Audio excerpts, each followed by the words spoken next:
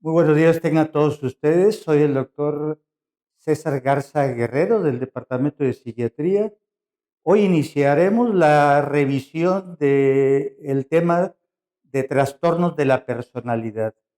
Cuando digo trastornos de la personalidad, lo estaré usando como sinónimo de patología del carácter o lo que antes se hablaba de neurosis del carácter, incluyendo los aspectos temperamentales de carácter. Desde una perspectiva meramente evolutiva, podríamos considerar a los trastornos de la personalidad en 4 fases. Una primera fase meramente preocupada con aspectos descriptivos, es decir, aspectos fenomenológicos, taxonómicos y, por supuesto, aspectos psicodinámicos. Una segunda fase ya más inquieta con las preguntas alrededor de etiología y patogénesis. Es decir, ¿qué es lo que contribuye que algunos de nosotros compartamos muchas cosas en común con otros y sin embargo diferimos en muchas otras sutilezas propios del sello propio de personalidad de cada uno de nosotros? Una tercera fase que tiene que ver con variaciones dimensionales y categóricas en normalidad y psicopatología.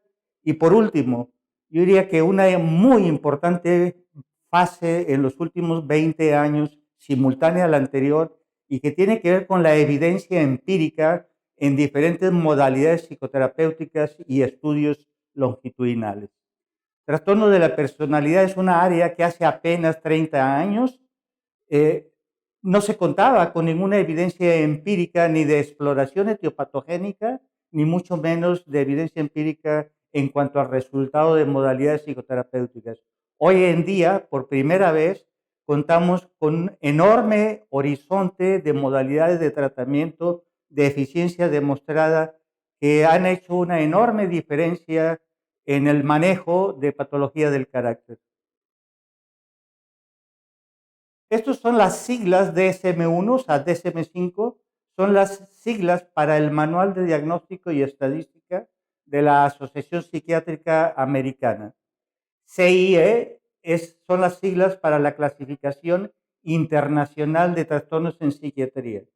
En nuestro departamento utilizamos los dos esquemas de nosología psiquiátrica y de diagnóstico psiquiátrico.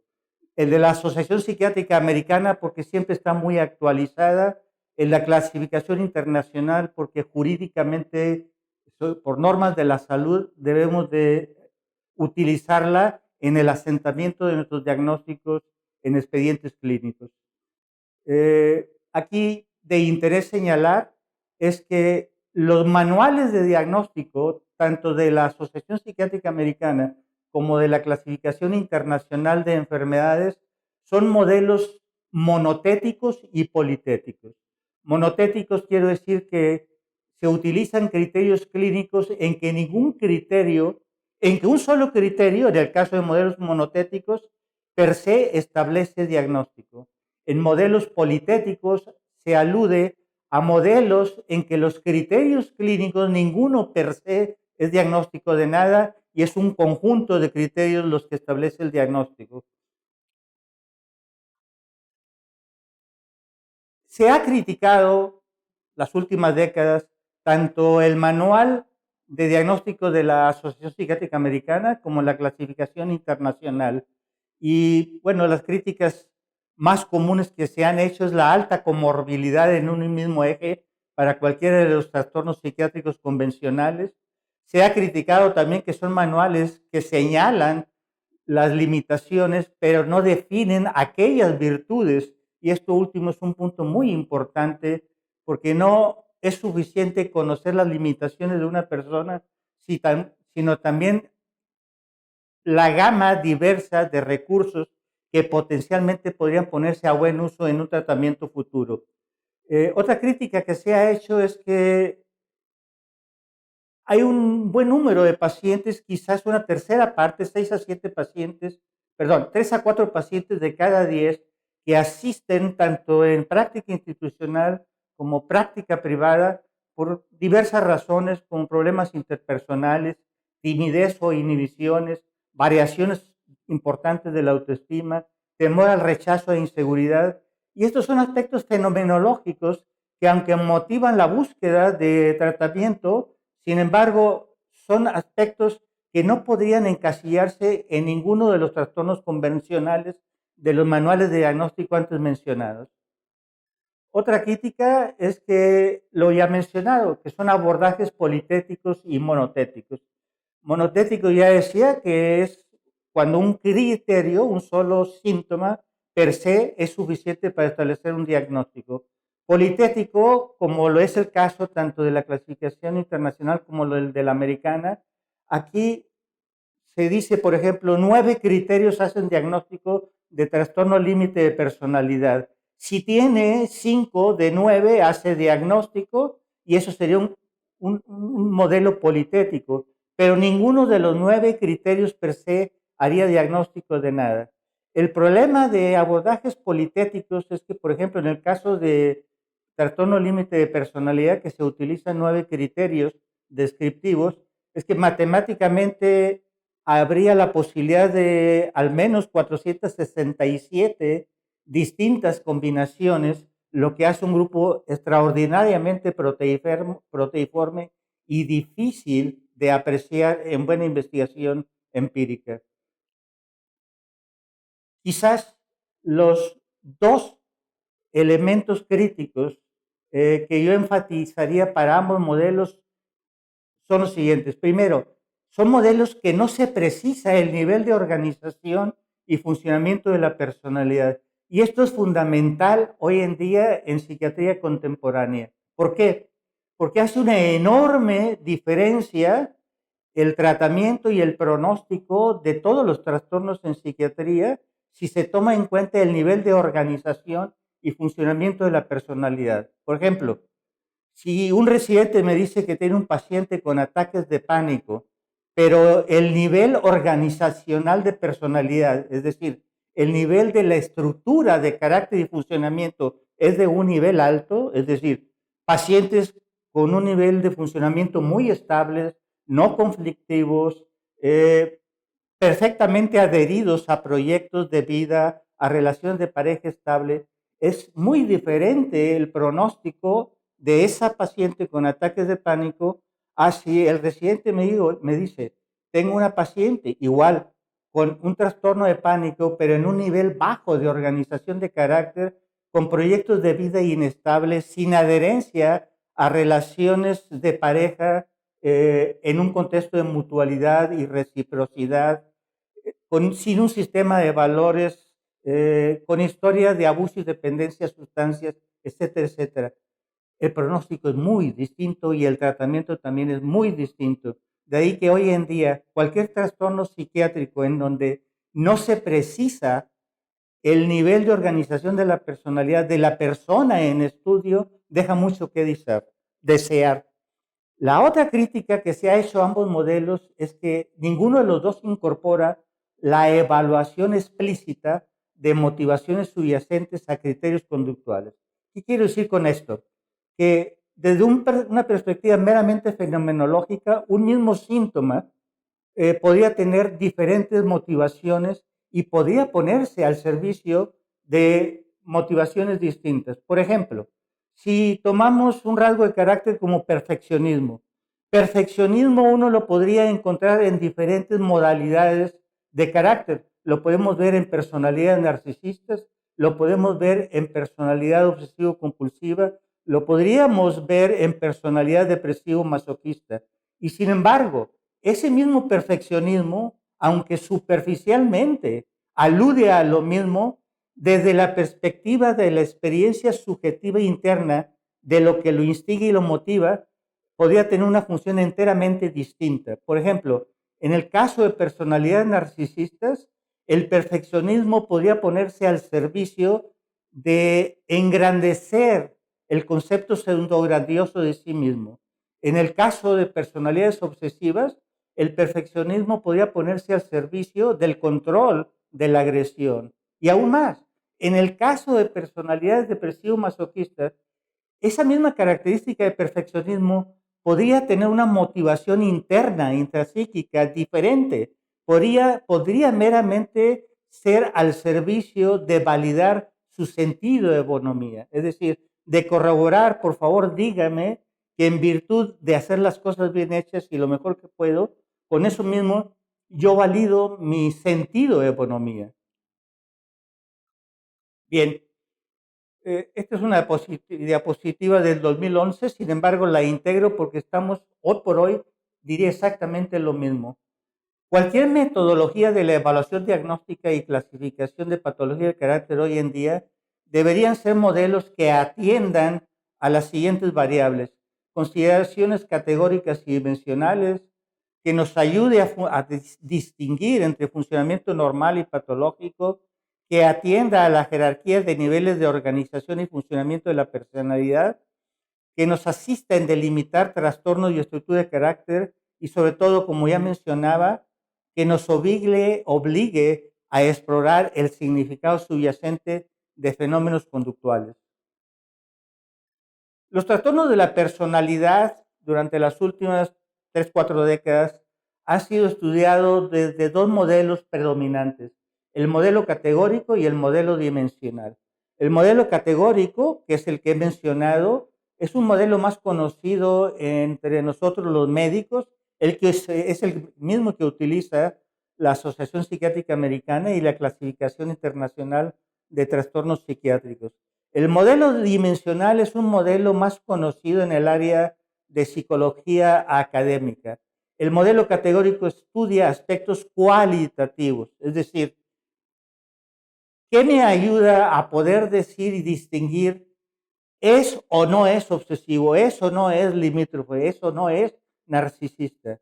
Modelo dimensional no le preocupa el aspecto cualitativo y tiene que ver más con aspectos con aspectos cuantitativos, es decir, grados de severidad: leve, moderado, severo. Por ejemplo, introversión, extroversión, ¿en cuál de los dos extremos y de qué grado? ¿Leve, moderado o severo? En el modelo categórico se explora discontinuidades que permitan deslindar trastornos psiquiátricos y establecer criterios politéticos de diagnóstico. Las ventajas del modelo categórico es su eficacia en el registro y la transmisión de la información, y a través de los años nos ha provisto de un lenguaje universal relativamente confiable. Es de fácil uso clínico, tanto en práctica institucional como en consultorio, y es bastante amigable en procesos de investigación empírica. La crítica que se ha hecho al sistema categórico es la enorme heterogeneidad de pacientes, la falta de estabilidad temporal y, sobre todo, la baja fiabilidad y validación diagnóstica. Modelos dimensionales parten de la idea de que existe un continuum entre normalidad y psicopatología y, como antes mencioné, exploran los grados de intensidad o severidad de determinado rasgo de carácter o dimensión determinada. Se basa en el análisis cuantitativo de factores o dimensiones mayores comunes.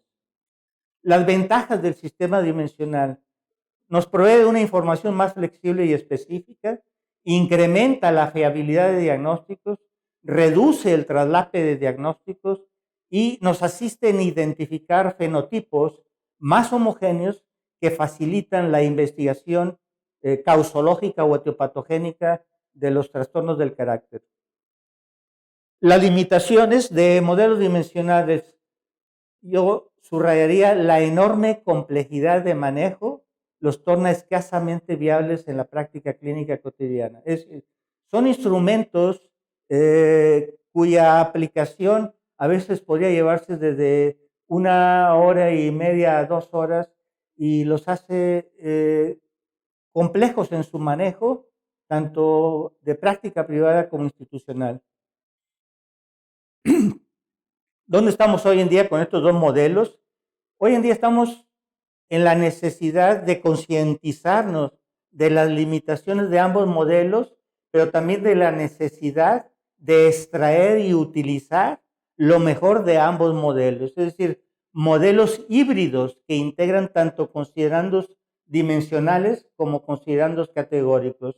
A la cabeza de esto lo ejemplifico con el modelo del grupo de investigación de patología del carácter de Cornell, encabezado por el doctor Kember y Clarkin en Nueva York. Diagnóstico integral. Utilizamos el concepto de diagnóstico integral para aludir a metodologías de la evaluación diagnóstica que integran estos 4 elementos: aspectos descriptivos, es decir, aspectos meramente fenomenológicos, en que uno narra lo que observe o infiere de la conducta de un paciente; diagnóstico caracterológico, en donde uno trata de integrar la experiencia acumulada con prototipos de estilos personológicos; el análisis psicoestructural. El análisis estructural alude a variables que tienen que ver con el funcionamiento de la estructura, de ahí el nombre de análisis estructural, la estructura mediadora del funcionamiento caracterológico. Y por último, hablamos de nivel de organización de la personalidad en términos de aquellas variables que nos ayudan a determinar grados de funcionamiento y madurez emocional, de un nivel alto más cercano a la normalidad, a disfunción caracterológica intermedia, y a un nivel bajo o limítrofe de organización de carácter. Cuando decimos diagnóstico integral, es entonces un esquema que integra estos 4 elementos. Por ejemplo, sería el de alguien que dice: tengo una paciente con una fobia, con un trastorno depresivo mayor incapacitante o con ataques de pánico, descriptivamente hablando, cuyo diagnóstico caracterológico corresponde a una personalidad histriónica o histérica o depresiva, masoquista o obsesiva, cuyo análisis psicoestructural y nivel organizacional me hacen pensar que corresponde a un nivel alto. Eso sería un diagnóstico integral, que no se queda meramente en aspectos descriptivos y integra además los otros 3 elementos: diagnóstico caracterológico, el funcionamiento de estructuras mediadoras de conducta y el nivel alto, bajo, alto, medio o bajo de organización de la personalidad. La tesis de Chebrin y Checkman, un par de colegas de la clínica Menninger, la menciono aquí para recordarles la importancia que tiene el uso de la relación interpersonal, el poner nuestra experiencia subjetiva interna de sí mismo en la interacción con pacientes. Diagnóstico en psiquiatría y más aún en el área de trastorno de la personalidad no puede hacerse desde una posición impersonal que meramente nos lleve a describir costales de papas. Tenemos que intentar poner nuestra experiencia subjetiva al servicio de interactuar y coparticipar en una evaluación con nuestros pacientes, que nos permita entender y comprender la totalidad de su funcionamiento en el contexto de su interacción interpersonal con nosotros como clínicos.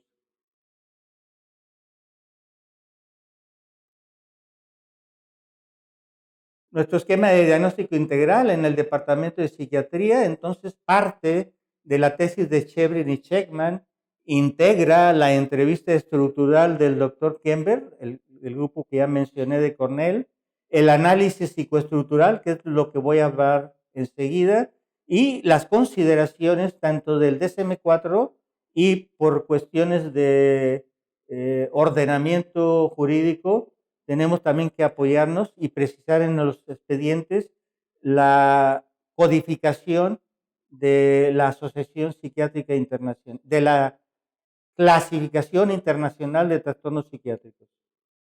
Bien, me voy a ir ahora de manera más pausada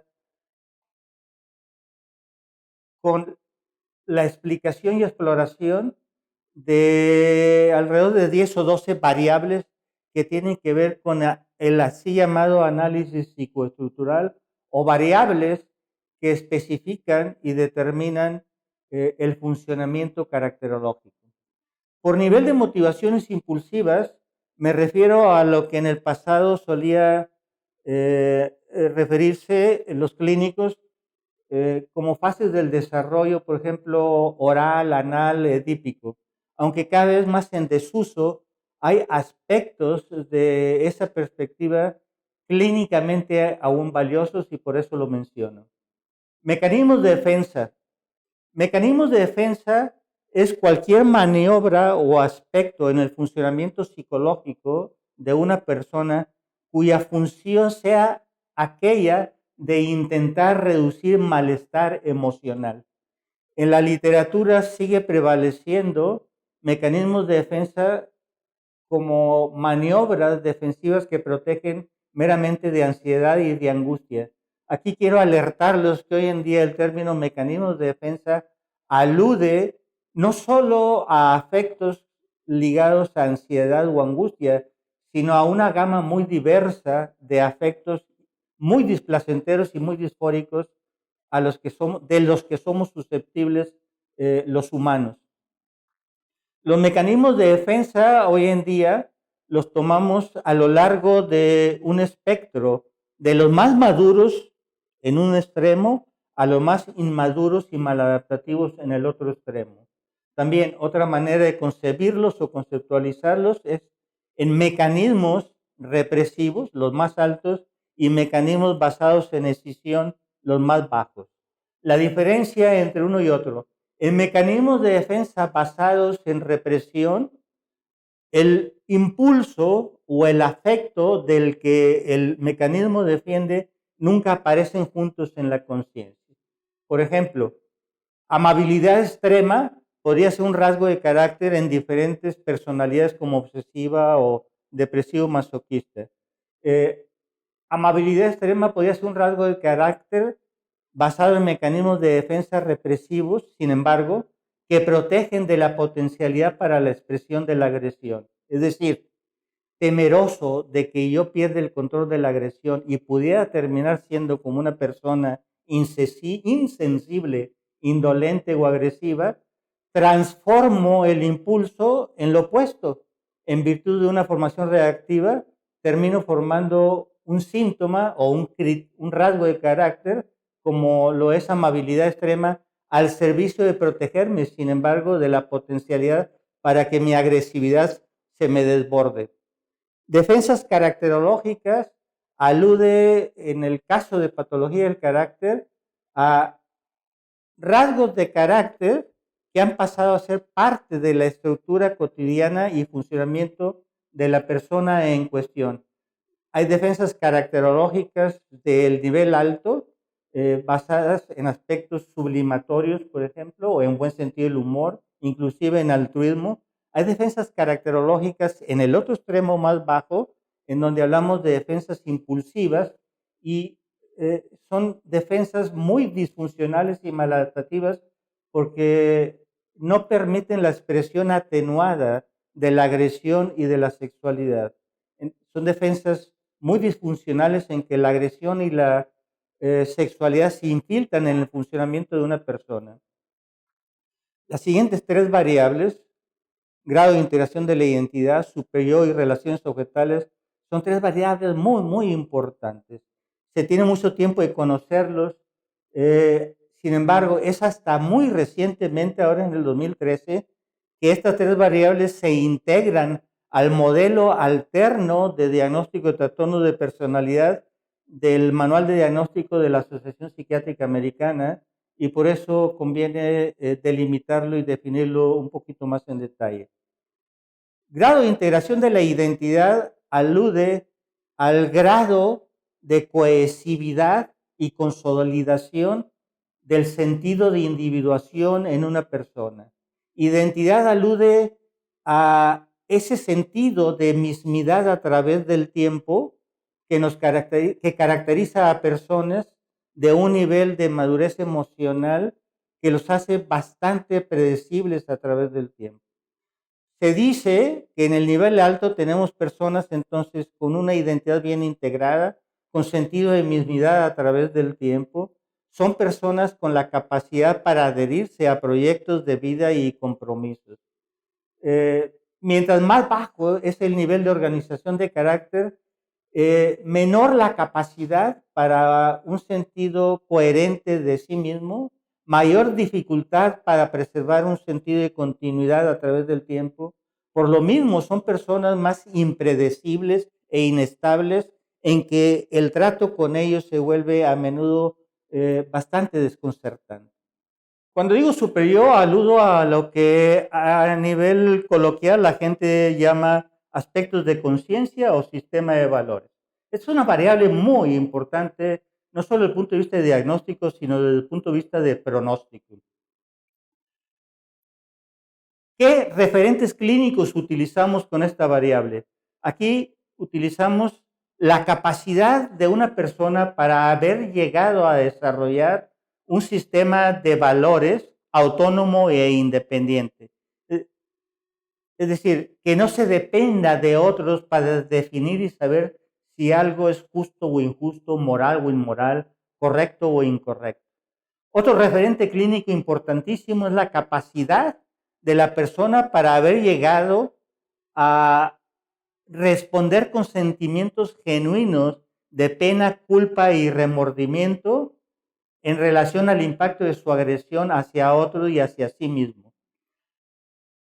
Mientras más alto es el nivel de organización de carácter, mayor la capacidad de estas personas para contar con un sistema de valores autónomo e independiente, que no dependan de los demás para corregir o enmendar un curso de acciones equivocadas. Mayor la capacidad para genuina culpa, pena y remordimiento. Por el contrario, mientras más bajo o mientras nos deslizamos al polo inferior de funcionamiento de personalidad, encontramos graves alteraciones en el funcionamiento del superior. Aquí nos encontramos con que la persona podría no haber llegado nunca a desarrollar un sistema de valores que lo frene de tonterías e imbecilidades. Son personas, por lo mismo, que difícilmente aprenden de la experiencia y navegan de cruda moral en cruda moral, pero sin poder aprender absolutamente nada de errores en el pasado y por lo mismo con la probabilidad de continuar repitiendo los mismos errores. A este nivel ya se pierde la capacidad para culpa depresiva, es decir, son gente que no tolera que le hagan observaciones o críticas, aun cuando sea claramente evidente que es su absoluta responsabilidad. Son gente que difícilmente se va a disculpar de nada, que se siente atacada si se le hace una observación o crítica, y peor aún, tienen lo que se llama culpa paranoide en lugar de culpa depresiva. Es decir, en lugar de sentirse inundados de culpa, pena y remordimiento por un error o por una acción agresiva hacia otros, la justifican y hasta la racionalizan como que se la merecían por habernos atacado, etcétera, etcétera. Calidad de relaciones objetales. Cuando digo calidad de relaciones objetales me refiero tradúzcanlo simplemente a relaciones interpersonales con los demás. Esta junto a las dos anteriores son tres variables que mencionaba importantísimas en el diagnóstico y pronóstico y tratamiento de pacientes con trastornos del carácter. Calidad de relaciones objetales. ¿Qué referentes clínicos buscamos en esta variable? Aquí buscamos si hay la capacidad en una persona para establecer, cultivar y mantener relaciones de amistad a través del tiempo, en un contexto de mutualidad y de reciprocidad. Si hay la capacidad para dar y recibir de otros, sin colgarse del pescuezo en forma explotadora del otro y sin permitir que los otros se cuelguen del nuestro. Si hay la capacidad para resolver broncas y fricciones, tropezones inevitables que la gente tiene en relaciones interpersonales sin tener que actuar desbordadamente o de manera visceral. Si hay la capacidad para sostener relaciones de noviazgo, amor a través del tiempo y de lealtad y compromiso con aquellos a quienes amamos. Mientras más alto es el nivel de organización de carácter, mayor la capacidad de la persona para establecer relaciones de mutua reciprocidad, de compromiso y la capacidad para enmendar cursos equivocados de acciones y resolver broncas y conflictos. Mientras más bajo es el nivel de organización de carácter, menor la capacidad para establecer relaciones de mutua reciprocidad. Por ejemplo, pacientes limítrofes en el nivel más bajo, y de los cuales les estaré hablando más adelante, pacientes limítrofes cambian de amistades como cambiar de calcetines, lo que los pone en un posicionamiento lamentable y trágico, porque algunos de ellos son muy dependientes de los demás, pero su propia patología hace muy difícil cultivar relaciones de dependencia, de relaciones de reciprocidad y mutualidad. Criterio de realidad es otra variable muy importante para diagnóstico y pronóstico. Sin embargo, apreciación de la realidad hay que dividirlo en tres variables, que son experiencia, perdón, criterio de realidad en el sentido estricto del término, experiencia subjetiva de realidad y relación con la realidad.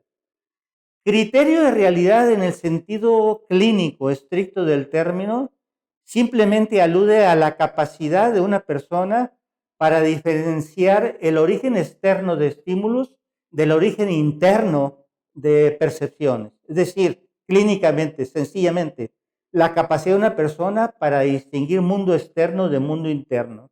La capacidad, en pocas palabras, para distinguir lo mío de lo no mío. Cuando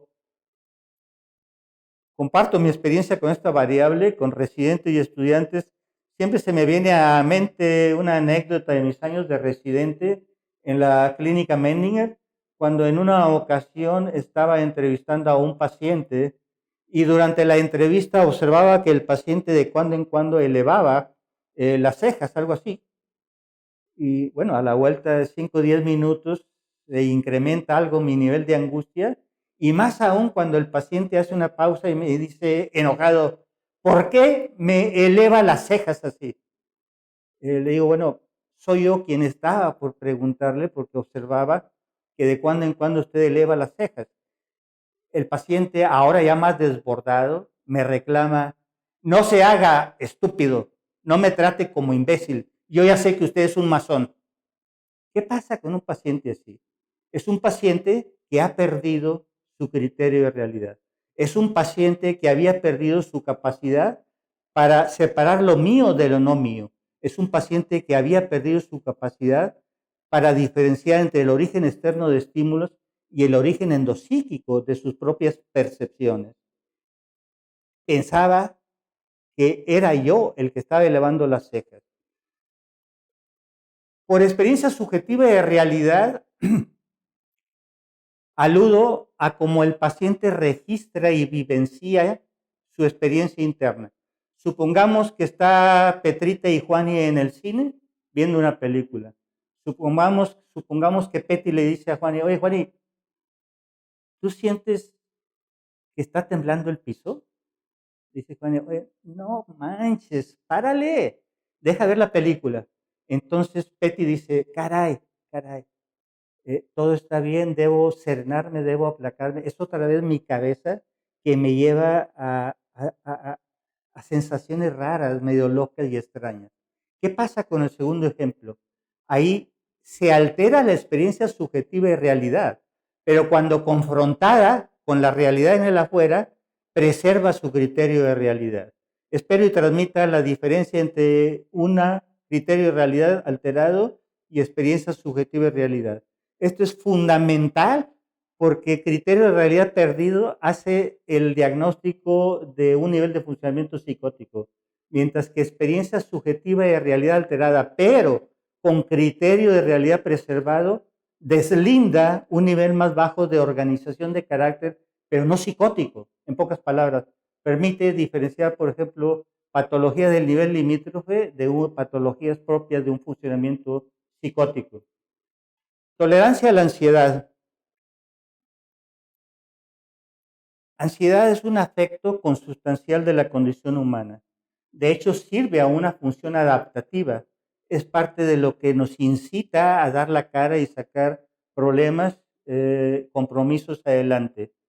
Sin embargo, cuando la ansiedad o la angustia se nos eleva de manera desproporcionada a niveles que no nos dejan ni pensar, se transforma en una grave limitación. Sin embargo, aquí debo de aclarar lo siguiente. La ausencia de ansiedad per se no es sinónimo de fortaleza o salud mental. De hecho, la ausencia de ansiedad bajo condiciones que cualquiera de nosotros podría experienciar ansiedad, pues simplemente hablaría de una incapacidad, por ejemplo, en personalidad psicopática, para angustiarse y tener miedo ante cosas que ordinariamente nos daría miedo e incrementaría la ansiedad. Pues aquí lo que cuenta no es presencia o ausencia de ansiedad, sino el grado de ansiedad y sobre todo la manera como se maneja y resuelve la ansiedad que conllevamos todos internamente. Control de impulsos es otra variable. Fenomenológicamente hablando, tenemos que tener la capacidad para diferenciar si es una impulsividad generalizada o si es más bien contextualmente relacionada a ciertos contextos interpersonales o del entorno. Potencial sublimatorio. Es una variable muy importante desde el punto de vista de pronóstico. Actualmente se utiliza como sinónimo, en otras áreas también le llaman potencial autotélico. Esta variable es importantísimo conocerla y explorarla con cada uno de sus pacientes.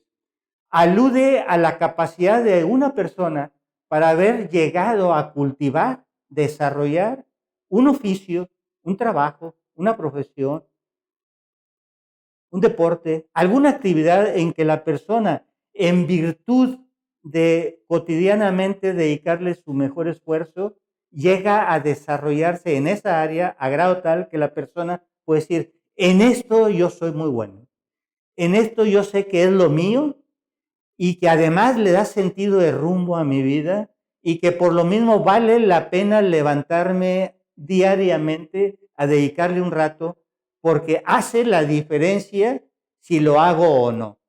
Eso es potencial autotélico o potencial sublimatorio. Autotélico, auto viene de las raíces griegas auto en sí mismo, télico fin, es decir, una actividad que en sí misma cada vez que la hago le da sentido de rumbo a mi vida y además valida mi autoestima.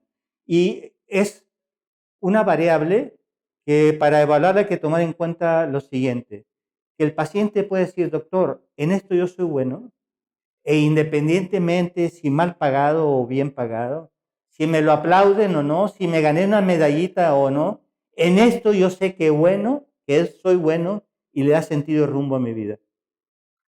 Mientras más alto es el nivel de organización de carácter, mayor la capacidad para un potencial sublimatorio aceptable. Mientras más bajo la organización de carácter, a veces, a menudo encontramos la ausencia absoluta de todo potencial sublimatorio. Son pacientes que dicen, por ejemplo, doctor, todos los días es el mendigo coraje de siempre de que me obligan a levantarme. ¿Levantarme a qué? No tengo a qué levantarme. Es lamentable y verdaderamente trágico ver a una persona de mitad de la vida en delante que confiesa que hasta ahora no ha sabido delimitar, definir para qué podría haber sido bueno. A propósito, esto en pacientes limítrofes los lleva a una sensación de tedio crónico, vacuidad y aburrimiento que a menudo se confunde con depresión.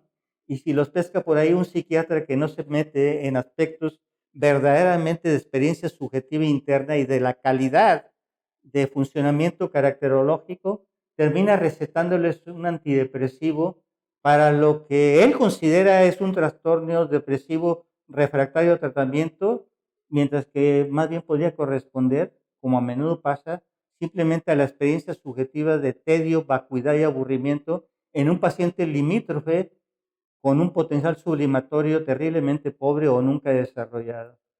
Por inclinación psicológica me refiero a la capacidad de una persona para asumir responsabilidad por la totalidad de su funcionamiento sin aculpar a otros por consecuencias. Y sintonicidad, distonicidad. En el caso de sintonicidad, alude a rasgos de carácter en los que yo me siento tan en casa como soy, que si tengo alguna disfunción no la reconozco como una limitación. Distonicidad alude a rasgos de carácter que la persona reconoce como propios de él y que desearía hacer algo. ¿Por qué es importante esta variable? Porque desde el punto de vista pronóstico, eh, ayuda si el paciente mismo reconoce sus propias limitaciones y que eso mismo lo motiva a buscar tratamiento. Para terminar, si tomamos en cuenta, si tomamos en cuenta tres variables como identidad, mecanismo de defensa y criterio de realidad, podemos delimitar tres niveles de funcionamiento de la persona. Un nivel neurótico, en que hay una identidad integrada y mecanismos de defensa represivos, más criterio de realidad preservado. Un nivel limítrofe, en que ya no hay una identidad integrada y tenemos lo que conocemos hoy en día como síndrome de identidad difusa, y es de lo que les estaré hablando más adelante.